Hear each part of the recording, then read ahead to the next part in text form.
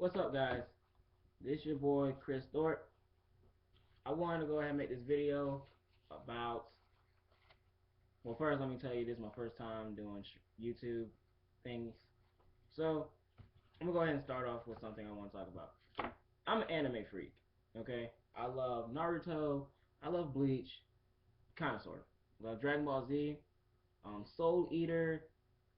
Trying to think of some other animes that you guys are pretty fond with. One Piece, of course. Sword Art Online is my number one favorite right now, and then Naruto's number two.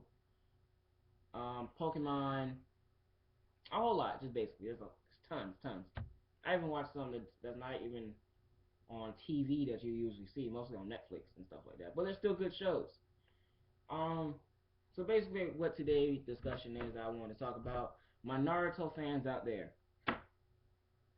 There is this question buzzing around that me and my brothers always be arguing about. We're Naruto freaks, like I said, and my youngest brother, Michael, he is a huge Gaara fan. For you guys out there who love Gaara and stuff like that, I'm not knocking you. He's a pretty strong dude, not gonna lie. He's like in the top 10. Matter of fact, top 20. But the question buzzing around is, if Gaara did not have his sand, this means following by what Shippuden has done, taking his demon away from him, if Gaara did not have his sand, his demon, or any abilities that involves his jutsus that we see now, and all he could do is regular fighting, like you see everyone else do, the fists, the kunais, and the kicks, would Gaara beat Naruto if, make it even, if Naruto did not have the nine-tailed fox? And I am going to say yes. Naruto can win against Gaara if he did not have the nine-tailed fox, and if Gaara did not have the demon. Simply because, if you recall, since episode 1 of regular Naruto, not Shippuden, but regular Naruto, we've seen Naruto do all his fighting with his bare fist. Yeah, he uses shadow clones, but even his shadow clones use his bare fist. So, if Naruto fights Gaara, a person who has never laid a punch, or a kick, or even a kunai attack at least, or even use scrolls or anything like that, do you really think Naruto will lose to someone like that? I mean, come on. When when the tuning exams was going on, and they ran out to the forest, and Gaara transformed into a demon, and Naruto and them had a battle, and Gaara lost. But how did Gaara lose? Not by I was gonna say Rasengan, but he hadn't even perfected that yet at that time. But not by a kunai, not by a barrage of attacks. He lost by a headbutt. A headbutt. That's how he lost. So Gaara is like a Konohamaru, basically. I know I'm probably gonna get some comments about, oh, you're dissing Gaara and all that type of stuff. Call it what you want to call it. I'm speaking the truth. Naruto will destroy Gaara, beat the living sugar honey iced tea out of Gaara. And it's just no comparison. It's just none. Like, their fighting styles are totally separated. Now, if you gave Gaara someone like Shino, matter of fact, Shino will even beat Gaara, because we've seen Shino fight without his insects before, and he sent a dude flying with a back fist, and he barely even moved.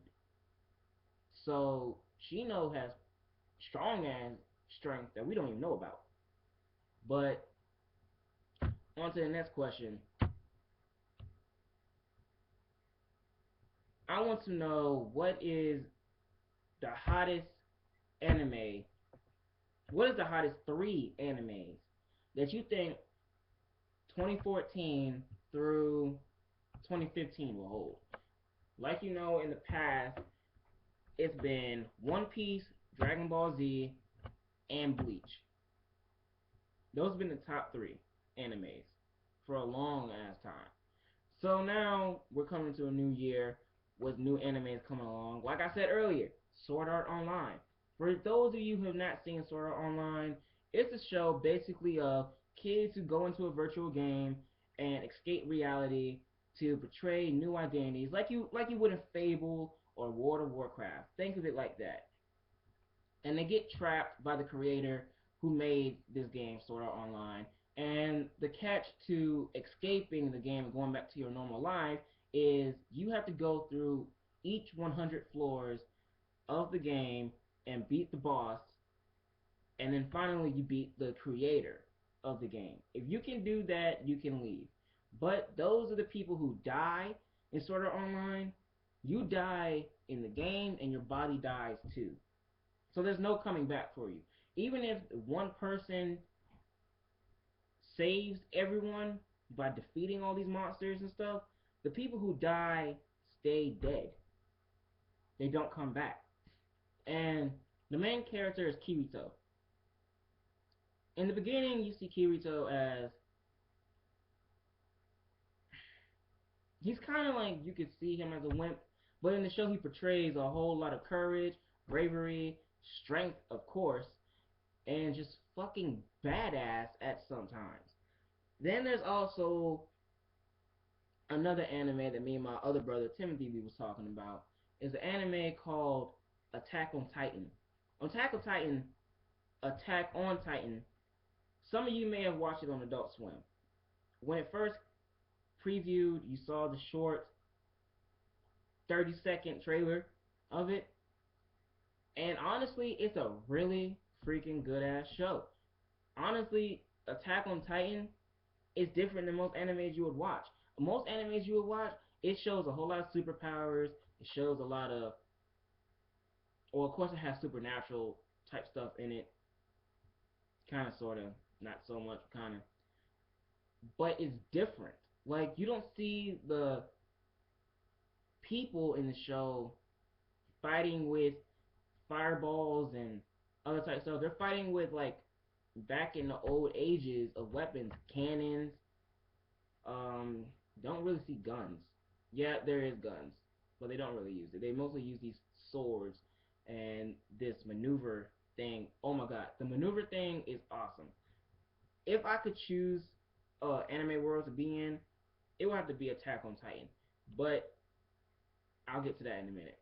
The maneuver things they use is called 3D maneuver. On their lower back area is this device, and it's like a harness type thing. Hooked to the harness type thing, they have these two swords. With the two swords, you have these triggers inside your handles. When you press the triggers, there's these harpoon steel wires that come out and they cling to like buildings or trees or stuff like that, something stable and firm.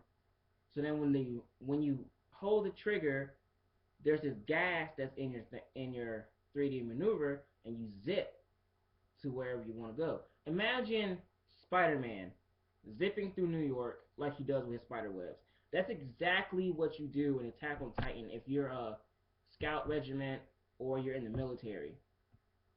You zip. You're Spider-Man basically, and you fight these humongous, tall, humanoid monsters, and they eat people. They eat people. Like they literally have a smile on their face sometimes and bite you. Not a little bite. No, this is a bite as if you see a fat man in Burger King eating a Whopper, and in one bite, half of it is already gone. That's how bad they eat you. And I think it's a really amazing show because it shows true horrific sorrow for the people. Because you see how they watch their family die, and they're trapped basically in this city that's surrounded by, I forgot how tall the walls are, but I think they said like 50 meters or something like that high. I don't know. I forgot. But it's pretty damn tall. and they're trapped in these buildings. The only people that can go out is the scout regiments and the military. So if you're not one or two, you're basically trapped in uh, a cage, basically, with these things, and you got to fight to survive. If you're not one of those and you're just a regular civilian, all you can do is hide or go to the refugee camps, but you're still inside the cage. And I think it portrays a whole lot of good type of action we haven't seen in a long time, like real action, not like Dragon Ball Z action or One Piece action, but I mean like action where like humans actually have to think and try to survive without these powers. All you have is a gadget. That's it. So I think Attack on Titan and Sword Art Online will be one of the two of the three best animes of 2014 and 2015. Now, the third one, I'm not sure really. I'm really not. The third one I have in mind, nobody really watched. Like, I watched this on Netflix. So, if you haven't watched it, you can't find it on Netflix because I tried to rewatch it like so many times, but Netflix, you know how that is. They take stuff off. So, hopefully, they put it back. But, if you want to go watch this show, or at least a trailer of it, go on YouTube and type up High School of the Dead. High School of the Dead is really amazing. Like it's another show where you don't have powers or anything like that. You are seriously surviving. It's a TV animated show, just like if you're a video gamer and you played Left 4 Dead or Dead Island or even the new game that's soon to come out, Dying Light. It's just like those games. High school kids at first was trapped in a high school full of zombies, and they're going around trying to find survivors and salvage just to try to survive. When you watch the show, it's really heart wrenching because you try to put yourself in that situation. At first, you see a whole lot of betrayal that goes on. You see people's true colors basically show when tragedy like that happens. And I think it really sparks the light in anime showing that they can get away from, you know what, never mind. Anime stays with this. I was going to say they can spark a light with taking your eyes away from this always what anime shows is sexuality, like big bosom titties, but there's big bosom titties in that like everywhere. But anyways, it really shows survival at its finest. We've seen Dawn of the Dead. Um, what's another zombie movie? I can't really think of any zombie movie right now, but it shows Walking Dead. That's another one. It shows the perfect scenarios, just like Walking Dead has done. If you haven't seen High School of the Dead, go check it out on YouTube. Type in High School of the Dead trailer or High School of the Dead episode 1. Now, I'm not sure if it's going to be in Japanese or English. If it's in Japanese, just pause it and read the subtitles because you don't want to miss anything. This is a show you really have to listen and focus on because if not, by the time you decide to really pay attention, you're going to be lost. Like, seriously, you're going to be lost. So go ahead and watch it. Enjoy it. Tell me what you think of it. And send me some comments down below on what you think I should talk about next. My channel is mostly going to be about video games, sports. I might do random news, whatever I found on internet articles. I might do random news, celebrity type news, or drastic news, or stuff like that. Funny news, whatever. I'm gonna talk about music, game reviews, movie reviews, top 10, anything. Um, yeah, stuff like that. And also, from time to time, I might have my two brothers do this with me. So, we should see how it goes. Hopefully, you guys will come back, get me some more subscribers. Remember this name, and have a Have a good day.